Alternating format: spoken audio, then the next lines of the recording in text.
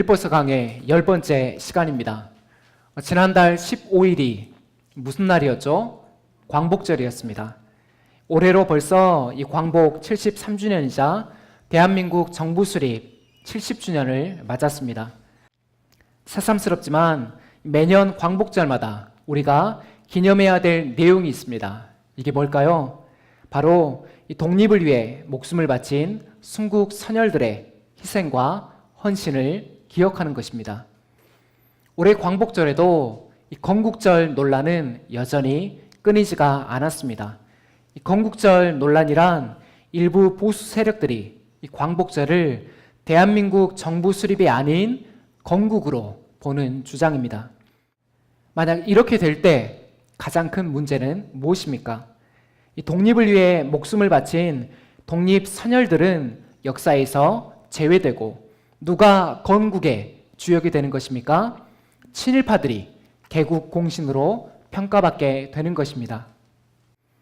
그러나 우리나라의 최초의 헌법인 이 제헌 헌법에 보면 상해 임시정부의 법통을 계승한다고 분명하게 명시되어 있습니다. 아이러니하게도 이 보수 진영에서 건국의 아버지로 추앙하는 이승만 대통령조차 대한민국의 건국을 언제로 보고 있을까요? 상해 임시정부로 보고 있습니다. 여러분, 이 광복이 무슨 뜻인지 아시죠? 빛을 되찾다, 빛을 되찾다라는 의미입니다. 나라를 잃어버린 암흑 같은 상황에서 국권을 다시 되찾았다는 뜻입니다. 광복은 결코 밖에서 주어진 것이 아닙니다. 물론 결과적으로 놓고 보면 일본이 패망함으로 우리가 식민지 지배를 벗어날 수가 있었습니다. 그러나 우리 민족사의 관점에서는 대한민국의 광복을 끈질긴 독립운동의 결과라고 보는 것이 맞습니다.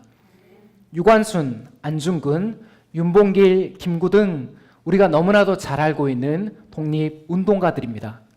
그러나 이외에도 당시 수많은 이 독립운동가들이 보이지 않는 이곳 저곳에서 활약하였고 그들이 쌓은 업적들을 통해 우리가 광복을 맞이할 수가 있었습니다. 오늘 설교의 제목이 뭔가요? 하나님 나라 동역자들입니다. 이 독립 선열들의 숭고한 희생과 헌신이 있었기에 대한민국의 광복이 가능했던 것처럼 하나님 나라도 마찬가지입니다. 뭐도 마찬가지라고요? 하나님 나라도 마찬가지입니다. 우리는 이 빌립보 교회가 속한 1세기 교회 공동체를 통해서 하나님 나라의 복음을 전수받았습니다. 여기에는 무려 2000년의 시간적인 간극이 있습니다. 특별히 초대교회 공동체는 4세기에 콘스탄틴 황제가 이 기독교를 국교로 승인하기까지 근 300년 동안 로마의 박해를 받았습니다. 얼마 동안요? 300년 동안 로마의 박해를 받았습니다. 여러분, 300년이면 교회에 씨가 말라도 전혀 이상하지 않은 기간입니다. 그러나 초대교회 공동체는 어땠습니까? 로마의 그 핍박을 뚫어냈습니다. 로마의 그 핍박을 이겨냈습니다. 도대체 이 엄청난 핍박을 어떻게 이겨낼 수가 있었을까? 이유는 다른 데 있지 않았습니다. 초대교회가 믿고 고백하고 살아냈던 하나님 나라 복음에 있었기 때문입니다. 그 복음의 능력이 공동체 안에 실제 했기 때문에 살아 있었기 때문입니다. 또 다른 하나는 하나님 나라에 헌신된 일꾼들, 하나님 나라 동역자들이 있었기 때문입니다.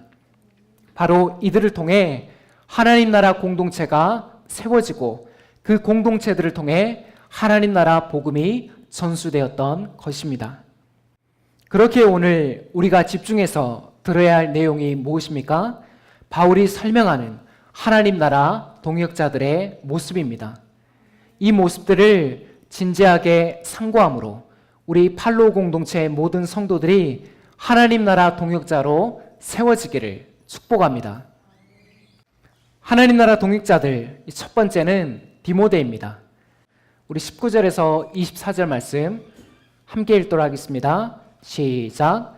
나는 디모데를 속히 여러분에게 보내기를 주 예수 안에서 바랍니다. 이는 여러분의 사정을 알므로 나도 안위를 받으려는 것입니다. 나와 같은 뜻으로 여러분의 사정을 진심으로 염려할 사람이 이 사람밖에 없기 때문입니다. 모든 사람들이 그리스도 예수의 일이 아닌 자기들의 일을 구하기 때문입니다. 그러나 그가 보인 것, 즉 자식이 아버지에게 하는 것 같이 나와 함께 복음을 위하여 수고한 것을 여러분이 압니다. 그러므로 내가 나에 관한 일들이 어떻게 되는지 보자마자 곧 이 사람을 보내기를 바라고 나 자신 또한 속히 가기를 주 안에서 확신합니다. 아멘. 오늘 본문인 19절에서 30절은 크게 두 부분으로 되어 있습니다. 전반부인 19절에서 24절은 디모데에 대한 내용입니다. 후반부인 25절에서 30절, 후반부인 25절에서 30절은 에바브로디도에 대한 내용입니다. 19절에서 바울은 디모데를 이 빌립보 교회에 속히 보내기를 원한다고 이야기하고 있습니다. 이후의 내용은 바울이 왜 디모데를 선택했는지, 무슨 일 때문에 디모데가 가야 하는지를 설명하고 있습니다. 이 사정은 조금 이따가 말씀을 드리고 먼저 디모데가 어떠한 인물인지 잠시 살펴보겠습니다. 디모데가 어떤 인물입니까? 바울과 함께 동역했던 젊은 목회자입니다. 이 바울에게는 누구보다 충성스러운 동역자였습니다. 이 신약 성경에 있는 디모데 전 후서가 이 젊은 목회자인 디모데에게 보내는 목회 서신, 목회 편지입니다. 그 편지의 서두를 보면 이 바울과 디모데의 관계가 어떠한 관계인지를 우리가 알 수 있습니다. 이 바울은 믿음 안에서 나의 참 아들이 된 디모데에게, 사랑하는 아들 디모데에게 라고 편지를 쓰고 있습니다. 어떠한 관계인지 감이 오시나요? 20절에 보면 나와 같은 뜻으로 여러분의 사정을 진심으로 염려할 사람이 이 사람밖에, 디모데밖에 없음을 강조하고 있습니다. 이심전심이 바로 이럴 때를 두고 하는 말인 것 같습니다. 다시 바울이 이 디모데를 보내는 이유로 돌아오겠습니다. 바울이 디모데를 보내는 이유는 빌립보 교회 안에 있는 갈등의 문제를 해결하기 위함이었습니다. 뭘 해결하기 위함이라고요? 빌립보 교회 안에 있는 갈등의 문제를 해결하기 위함이었습니다. 이 갈등이 누구와 관련이 있다고 제가 말씀을 드렸습니까? 25절부터 나오죠. 에바브로디도와 관련된 갈등입니다. 에바브로디도를 파송한 일로 생긴 갈등이었습니다. 그런데 이 본문을 살펴보면 조금 이상한 부분이 하나 보입니다. 이 바울이 디모데를 신뢰할 만한 사역자, 이 신실한 사역자로 다소 길게 설명하고 있기 때문입니다. 20절에서 22절에 보면 나와 같은 마음으로 여러분을 걱정할 사람이 디모데밖에 없다. 다른 사람들은 자기들의 일을 구하지만 디모데는 그리스도 예수의 일을 구한다.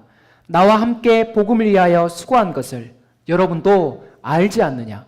여러분이 보지 않았느냐?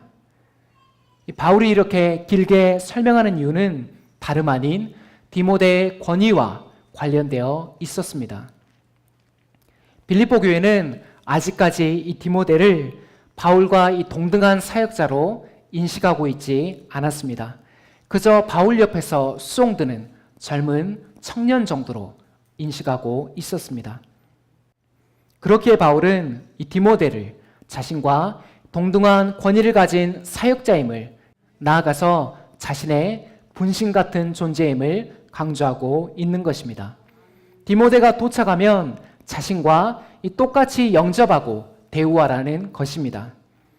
바울은 이렇게 디모데의 권위를 세워줌으로 디모데가 이 감당해야 할 사역을 미리 준비시키고 있는 것입니다. 디모데를 보내는 이 권면을 통해서 우리가 적용할 수 있는 것이 무엇이 있을까요? 여러분, 이 하나님 나라의 질서는 세상의 질서와 같지 않음을 기억하시기를 바랍니다. 오히려 정반대입니다. 이 세상은 대체적으로 연소한 나이 어린 사람을 무시합니다. 무슨 의견을 내도 귀 기울여 듣지 않습니다. 그러나 교회 공동체는 하나님 나라 동역자인 이 사역자들을 잘 영접해야 하는 것입니다. 젊은 사역자라고 해서 무시하거나 가볍게 대해서는 안 되는 것입니다. 특별히 오늘 디모데가 보인 모습처럼 복음에 헌신된 그러한 삶이 있다면 그 가르침과 권면을 주님의 말씀처럼 들어야 하는 것입니다. 이 교회의 모습들을 살펴보면 이렇게 젊은 사역자를 하나님 나라 동역자로 잘 섬기는 교회들도 있지만 그렇지 않은 교회들도 보게 되는 것입니다. 이 담임 목사가 아닌 이 부목사님들을 회사의 직원처럼 취급하고 이 교육부서를 맡은 교육 전도사님들을 무슨 편의점 알바처럼 하대하는 교회들도 봤습니다. 이러한 현상이 왜 일어나는 것입니까? 하나님 나라 가치를 따라야 할 교회 안에 세상의 가치가 들어왔기 때문입니다. 다시 한번 기억하시기 바랍니다. 교회 공동체는 하나님 나라 동역자인 사역자들, 특별히 어리고 젊은 사역자들을 잘 영접하고 그들이 디모데와 같이 하나님 나라의 좋은 일꾼으로 성장하도록 사랑으로 섬겨야 하는 것입니다. 이것이 주님이 교회에 세우신 질서이며 이 질서 앞에 순종할 때 하나님의 나라가 아름답게 세워지는 것입니다. 하나님 나라 동역자들 이 두 번째는 에바브로디도입니다. 우리 25절에서 28절 말씀 함께 읽겠습니다. 시작. 그러나 나는 에바브로디도 즉 나의 형제요 동역자요 함께 군사된 자요 여러분의 사신이자 나의 쓸 것을 돕는 자를 여러분에게 보내는 것이 필요한 줄로 생각합니다. 왜냐하면 그가 여러분 모두를 간절히 사모할 뿐 아니라 자기가 병든 것을 여러분이 들은 줄 알고 심히 근심하기 때문입니다. 그가 병들어 죽게 되었지만 하나님께서 그를 긍휼히 여기셨고 그뿐 아니라 나를 또한 긍휼히 여기시어 내 근심이 더하지 않게 하셨습니다. 그래서 나는 간절함으로 그를 보냈습니다. 이는 여러분이 그를 다시 보고 기뻐하게 하며 나 또한 근심을 덜려는 것입니다. 아멘. 이 바울은 디모데에 이어 빌립보 교회의 갈등의 원인인 에바브로디도를 보낸다고 이야기하고 있습니다. 참고로 에바브로디도는 디모데와 같은 목회자는 아니었습니다. 성도였지만 이 바울을 도우러 로마에까지 간 것을 볼 때 지금의 장로님이라 안수 집사님 같은 교회의 리더였을 것으로 추정하고 있습니다. 에바브로디도를 둘러싼 갈등의 성격이 정확히 무엇인지는 우리가 알 수는 없습니다. 다만 27절에 나와 있는 대로 그가 병들어 죽게 되는 상황이 빌립보 교회에 전해짐으로 갈등이 일어나게 된 것입니다. 여러분 한번 생각해 보세요. 이 필리핀에 계시는 선교 목사님을 돕기 위해 저희 안수 집사님을 한 달간 보내기로 했습니다. 그런데 도착한 지 얼마 안 돼서 안수 집사님이 말라리아에 걸려서 거의 죽게 되었다는 연락을 받게 된 거예요. 이 교회가 선의로 이 안수 집사님을 보냈지만 그 누구도 예기치 못한 사건이 발생한 것입니다. 상상해 보세요. 교회 분위기가 어떻게 될까요? 그러니까 이 가을에 보내자니까 왜 여름에 보내서 일을 이렇게 만드는 거야? 그게 아니라 좀 건강한 사람을 보냈어야지. 왜 하필 이 안수 집사님을 보내서 일을 그르치게 만드는 거야?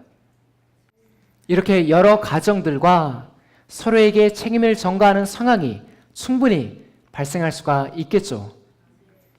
빌립보 교회의 상황이 바로 이르렀을 것입니다. 그런데 하나님께서 이 병들어 죽게 된 에바브로디도를 다시 살리십니다. 회복시키십니다. 어느 정도 상태가 안정되자 바울은 에바브로디도를 다시 빌립보 교회에 보냅니다. 여전히 그의 도움이 필요하지만 더 중요한 게 뭐예요?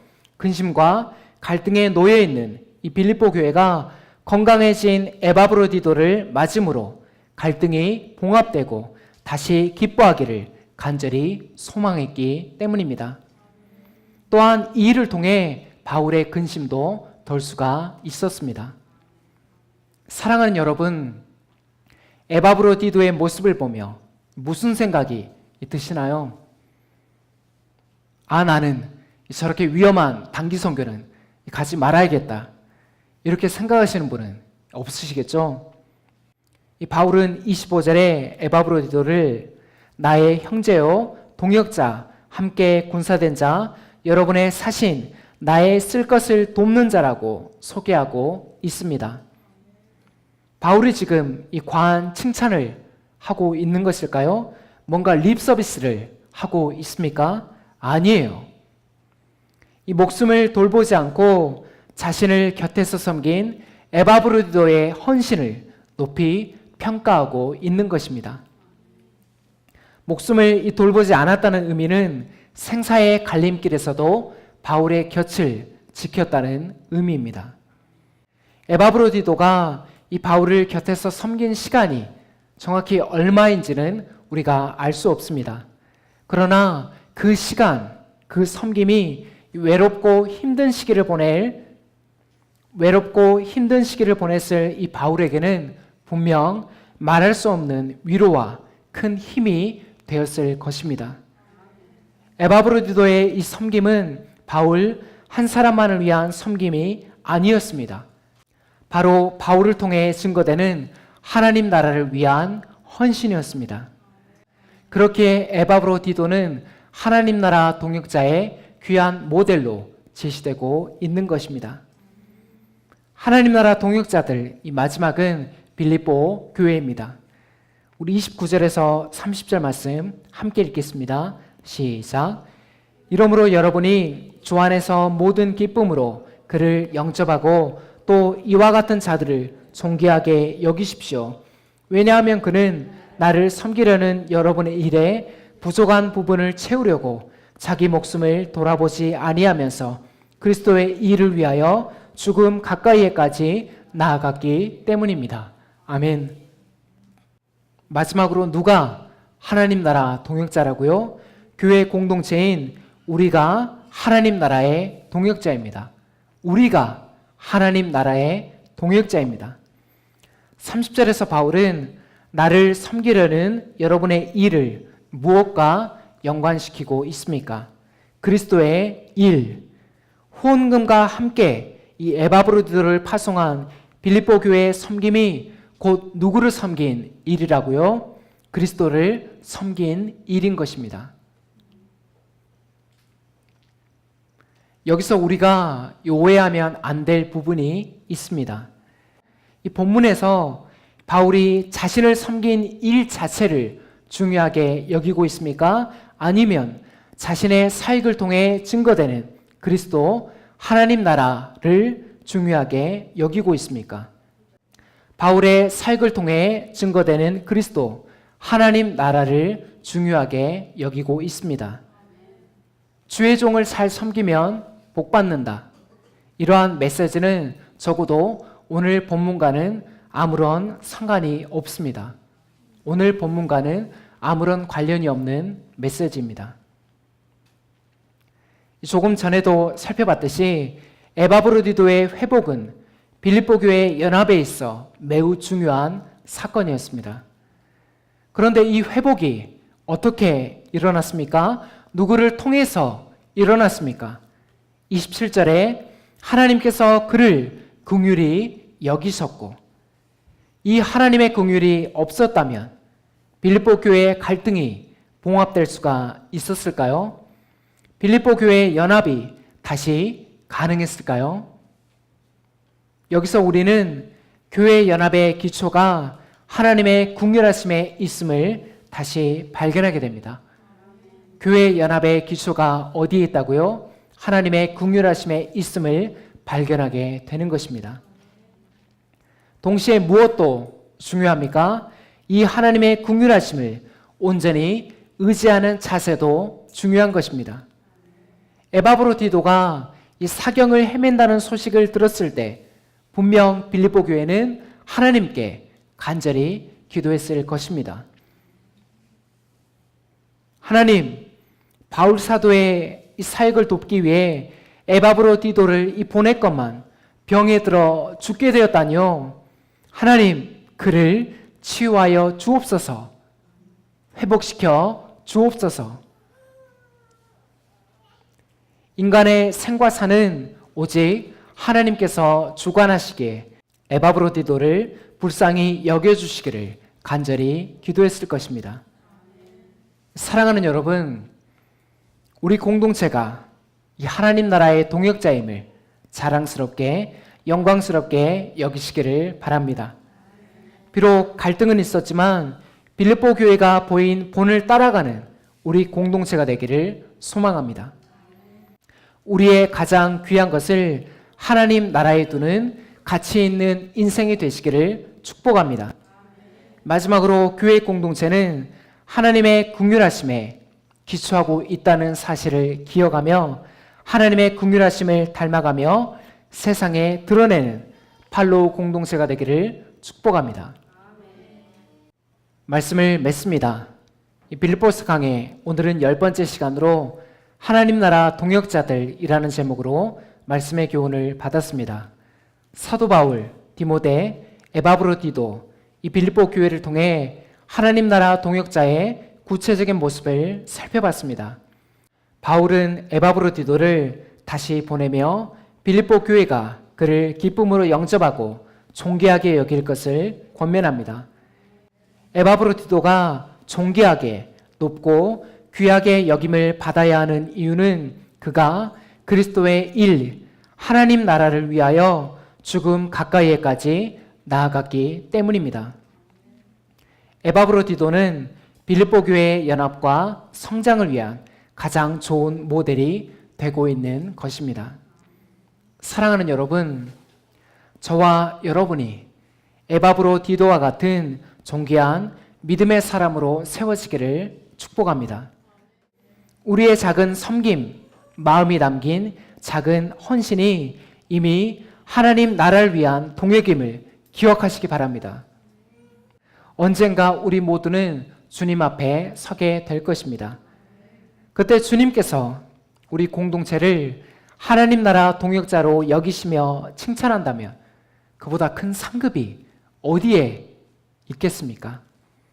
그 영광을 바라보며 또한 아직도 이 하나님의 통치 밖에서 신음하는 참는 이들을 위하여 하나님 나라 동역자로 귀하게 쓰임받는 팔로우 공동체가 되기를 예수 그리스도의 이름으로 축원합니다. 기도하겠습니다.